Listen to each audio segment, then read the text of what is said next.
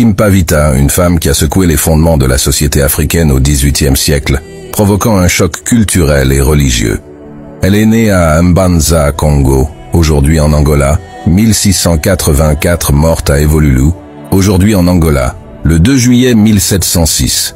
Aussi connue sous son nom portugais Dona Beatriz, elle était une prophétesse Congo, fondatrice et dirigeante du mouvement antonianiste, une forme de croisement entre catholicisme et religion traditionnelle du Congo. Kimpavita est baptisée à une date inconnue, peut-être par un prêtre métis originaire d'Angola, Luis de Mendonça. Elle grandit à une époque où la guerre civile fait rage entre différentes factions au sein du royaume de Congo, affaiblie par des conflits incessants avec le Portugal, bataille d'Ambuila, et certains peuples voisins. Dès sa jeunesse, elle est reconnue comme Nganga Marinda, intermédiaire entre les hommes et le monde des esprits. Elle est initiée au sein de la société secrète dite Kimpasi.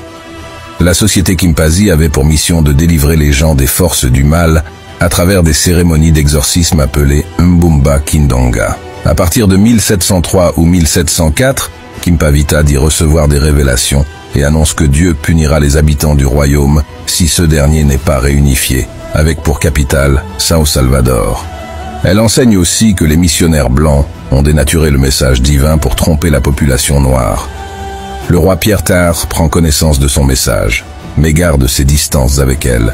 Elle rallie pourtant de nombreux fidèles, y compris parmi la noblesse Congo et notamment Hippolyta, la propre épouse de Pierre IV, qui abandonne son mari pour rejoindre la prophétesse. Avec ses adeptes, Kimpa s'installe dans la capitale abandonnée, São Salvador du Congo, au sein des ruines de l'ancienne cathédrale. Elle y bâtit ses quartiers, assemble autour d'elle des milliers de personnes et envoie des missionnaires porter ses prophéties. Jugée comme hérétique et ennemie du roi, elle est envoyée sur le bûcher le 4 juillet 1706 par les Capucins.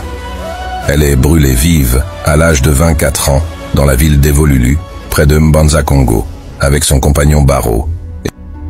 Certains virent une étoile scintillante sur le lieu de son exécution. Des Européens la surnommant même la Jeanne d'Arc du Congo, face à ce destin aussi mystique que funeste. Kimpavita a lutté en faveur de l'unité et la réunification du Congo d'Ian-Tolila, qui était ravagé par une guerre qui a duré près de 40 ans, et elle a également milité contre la colonisation portugaise, mais aussi la traite esclavagiste. Au-delà de l'image d'une prophétesse, Kimpavita est aussi une figure du nationalisme et de l'anticolonialisme.